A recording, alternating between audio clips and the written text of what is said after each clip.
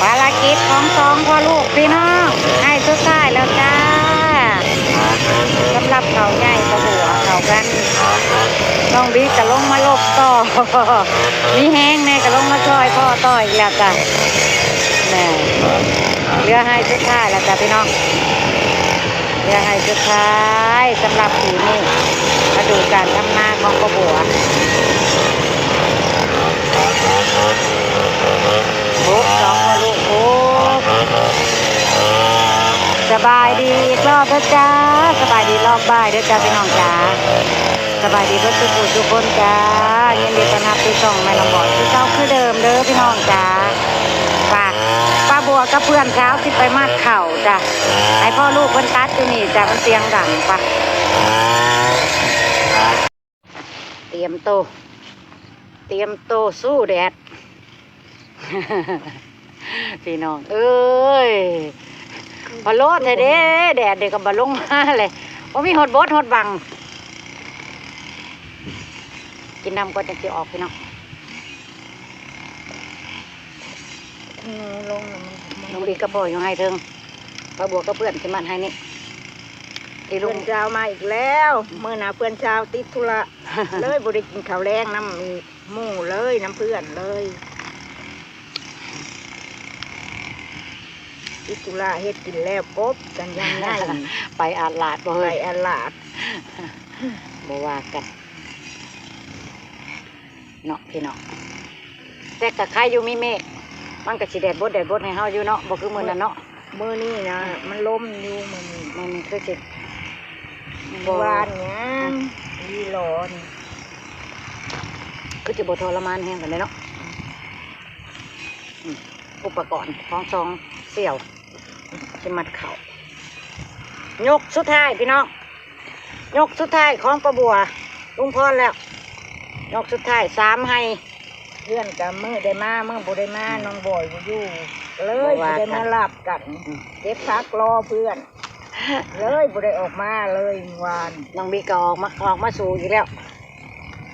คือจะบอกเป็นลมคือเมื่อวานเดี๋ยวหรอกคือ สู้ วันนี้แม่เขาเป็นหยังเพื่อนว่ามันเป็นอะไรเพื่อนว่ามันเป็นผะอืดผะอมหันใจพืดเป็นคือแบบว่าซิวอ่ะบ่จ้างเขาว่าเจ้าของอยากเป็นลมพี่น้องมันแดดเลยมันกินน้ำลายมันนั่นบุญบ่อยกันยังเมาน้ำ เตรียมอุปกรณ์พี่น้องตัวใส่ทางไหนใส่ทางหน้าหรือใส่ทางหลัง เอ็มบ่ได้ใจทางหลังเลยใจทางหน้าได้ ใส่ทางหน้าบอกถอดง่ายบอก ทุกเล่นแล้วแต่ถนัดไปมัน เองก็ใส่ทางหลังแล้วแต่เนาะพอมีโฮมอีกแล้วน้องบิ๊กกับพ่อตัวไฮเทิงป้าบัวก็เพื่อนใครแน่มือนี้ได้โฮมจานพี่น้องโฮมจานง่ายมือนี้ห้อนกับแล่นเขาโฮมใครแน่ใครก็แล่นเขาโฮมบอกตัวคอมือน่ะน้อยเนาะโอ้ยโพดโพนี่โฮมต้นจานมักง่ายหนึ่งพี่น้อง ผมต้นจาน กินนับแล้วก็ออกสู่กันบานนี่เอากันไปจนตะพ้องค่ำพอละพี่น้องเมื่อยกับเศร้าเมื่อยกับพักแล่นเขาแล่นออกอยู่นี่แหละจนตะพ้องข้อหนึ่งเขาแรงพอละได้จำได้ก็เอา บนจากดอกมันนะ ซอยลุงพรไปนำจ้ะพี่น้องไปมาแต่หลายเติบไปได้พี่น้องซ้อมเที่ยวนะโอ้เขียนโม่ใหญ่เฮ้ยเต้นดงเลยเฮ้ยไปข่วนค่ะปฏิกองดากเจ้าพี่เจ้าน้องแล้วบัดนี้นะโมเมนแนวแล้วเฮ้ยเนาะโอ้ยกองดากให้พี่น้องดูทางหลังโมเมนแนวแล้วเปลี่ยนไม้พี่น้องหันหน้าใส่กันนะกว่าพี่น้องว่าเนาะฮ่าโอ้ยบดแน่จังตีกับใครแน่หรอแล้วพี่น้องข่าวปลาบัวนี่นะบ่หาวบ่หึ้นใช้น้ำเข่านี่ก็พอแห้งบ่หาวบ่หึ้นน้ำเข่าบ่งามนี่ก็พอแห้ง เมื่อยแดดกับโปแห้งเนาะพี่น้องใช้ข้าวจะกล่องใคร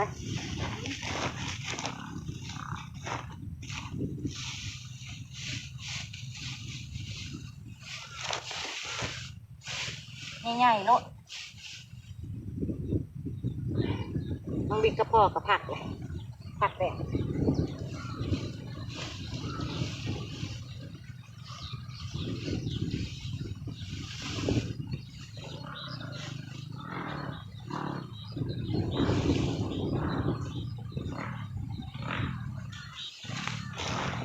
เปิดแค่ตายเลยลูกเอ้ย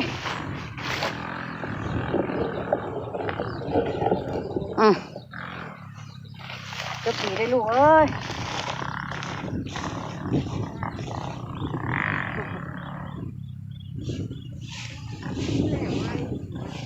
โมแม่ไหนโมแม่มาทำไหนโมแม่กันละเมน่ะกระลัดกระลัดมันโมแม่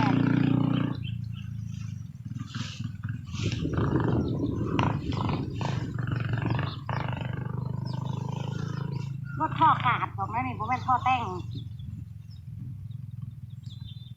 มาบ่อยมันท่อแต่งไม่ได้สั่งมัดแม่ว่าจะได้กับบทอดโอ้ลูกกระดาษ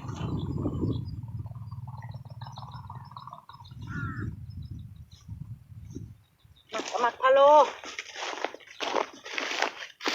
เอาพี่เฮ้ยมาไล่ห่มพี่เฮ้ยบุ๊กสองเสี่ยว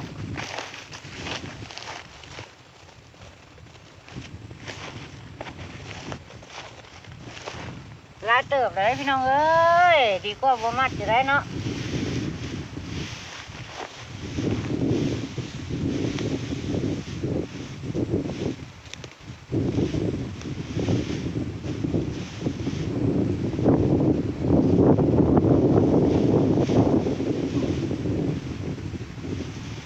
แดดแต่ใครแน่มีบดมีบังให้แน่จักหน่อย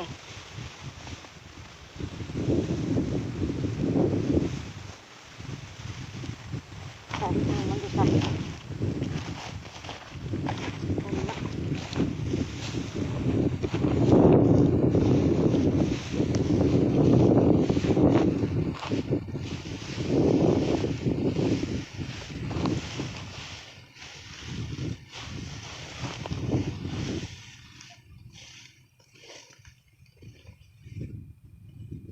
บ่สนความเรียบร้อยสนว่าแล้วล่ะพ่อ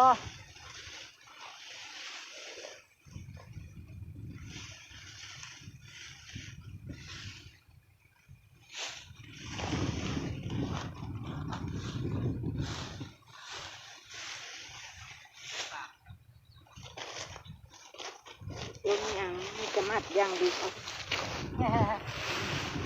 มัดยังดีเอาเฮ้ย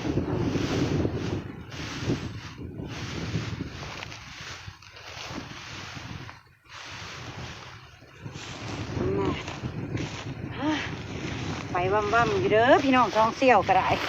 น้องเฮ้ยหลายๆเติบเลยได้พี่น้องหลายๆกล่องแล้ว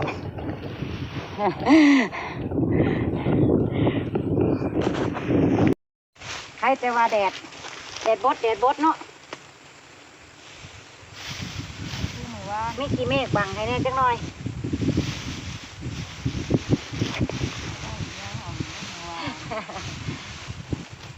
โอ้ยเขียนโม่นะมีแต่ตัวใหญ่ๆนี่เขียนไม่ใช่ตัวใหญ่ๆพี่น้องเอ้ยดงออกแต่พ่อนเข่านี่นี่เฮ้ยพ่อนตัวมาเบิ่งดูนี่หัวโกบบ่เฮ้ยเบิ่งดูนี่เฮ้ย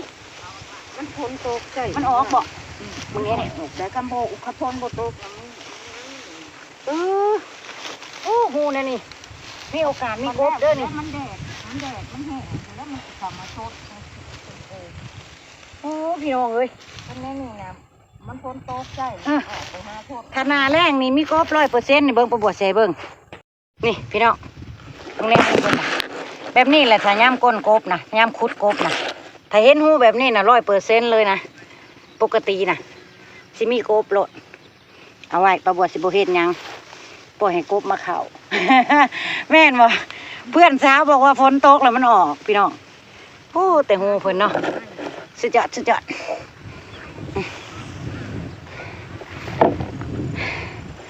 โอ้ยเด็มัดมาระยะหนึ่งก็ได้หลายเติบแล้วพี่น้องสำหรับ2เสี่ยวถือว่าซอยแห้งลุงพรไปได้หลายเติบเพราะว่าให้ใหญ่เลยนี่ให้ใหญ่แห้ง3ให้ก็คือแบบว่าให้บักใหญ่นะพี่น้อง3ให้ก็เขางันประบุมึงเนี่ยเขายังเป็นแพรอยู่สิมัดกับเสี่ยวมัดกับเพื่อนสาวพี่น้องว่าประบวชสิแล้ววันนี้ให้นี่2เสี่ยวแมลงนี่แต่นี่5 คำมาเอาใจซอยประบวชกับเพื่อนสาวเลยเด้อพี่น้องเด้อสิลุยบัดนี้แดดก็เริ่มค่อยลงแล้วอำลาพระจากเลยจ้าพ่อประบวชในคลิปหน้าเด้อจ้าพี่น้องขอบคุณที่ส่งกำลังใจดีๆมาถ่ายประบวชเด้อจ้ามีแหงเห็ดเวียกยาวพี่น้องเอ้ยได้กำลังใจจากพี่จากน้องขอบคุณหลายๆขอบคุณมากๆไปแล้วจ้าสบายดี